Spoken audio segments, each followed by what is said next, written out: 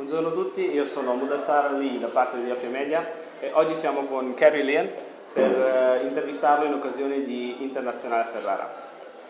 First of all, we'd like to thank you for this opportunity, and we'll start directly asking you about this beautiful festival here in Ferrara. What's your opinion on this? I think it's really fantastic that so many young people and strongly opinionated people have gathered here.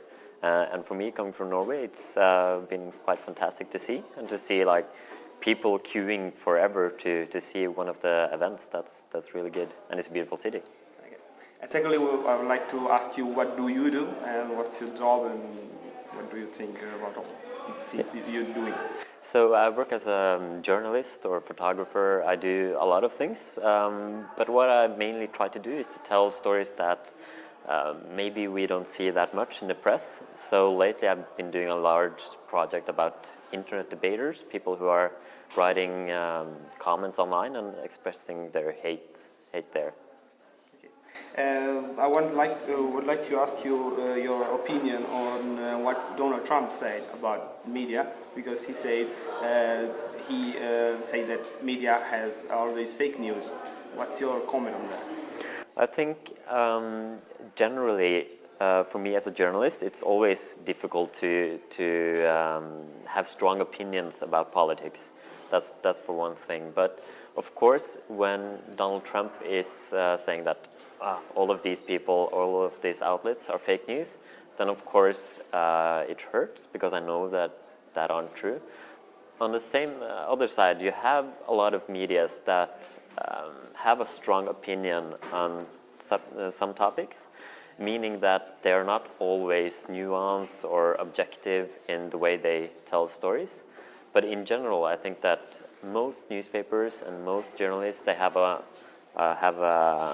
really strong sense in what's true and want to tell a nuanced story. But what we know that the media is also business, and I think as a point of view in Italian media, they sometimes do things that are morally wrong, but for their own benefits. What do you think about that? Yeah, and that you can see a lot of places, that you have some either journalists or media outlets that do stories mainly for profit. So they make stories more sensational or less nuanced in order to get more revenue, to get more clicks on their stories. And that, of course, I think is a bad idea, because that makes people look at both journalism and journalists and media houses in a less favorable way.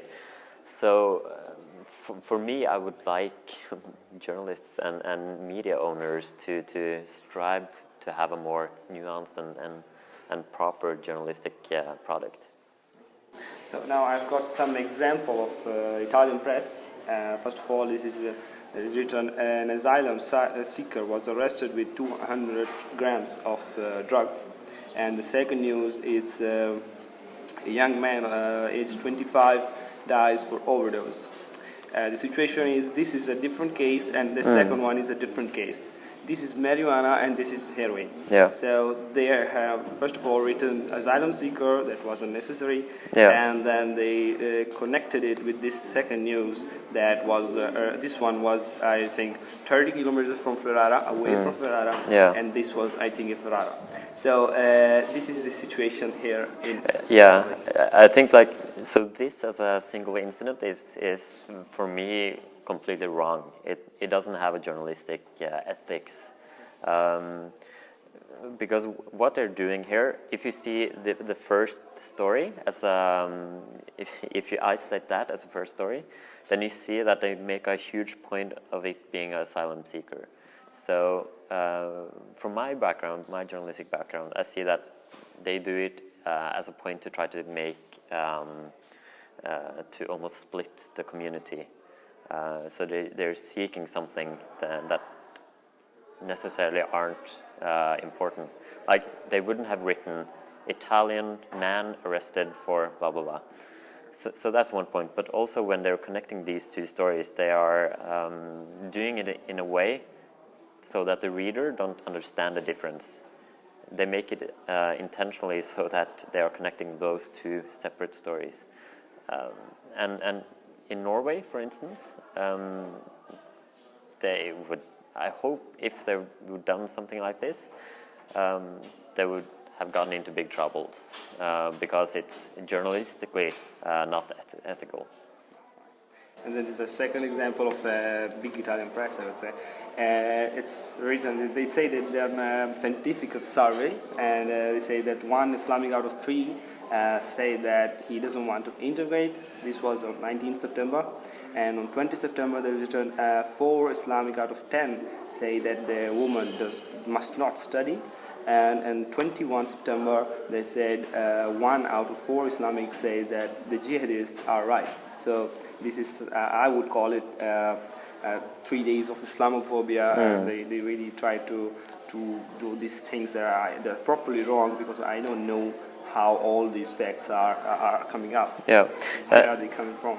Yeah, and that's really interesting. So I don't know the background of this individual survey, and I don't know if it's true or if it's false, or how many people they have interviewed for this survey. But what I see in these types of articles is that it's quite a right-wing approach to a story. It's not. I don't see the journalistic angle here. They're trying to make some polarized society, and they're trying to create a divide in the population, saying that, okay, these people of Muslim descent, they don't like Italy. In fact, so for me, this is a really strange, both the story in itself, but also doing this type of survey. I don't think it has any point, and I don't think it will create any integration in the Italian society. Do you think there is something of the benefits behind all this news? I think that stories like this will create a lot of attention. They will create a lot of shares on social media. So definitely people will click on the stories, but I'm not sure if it will benefit the reputation of the newspaper.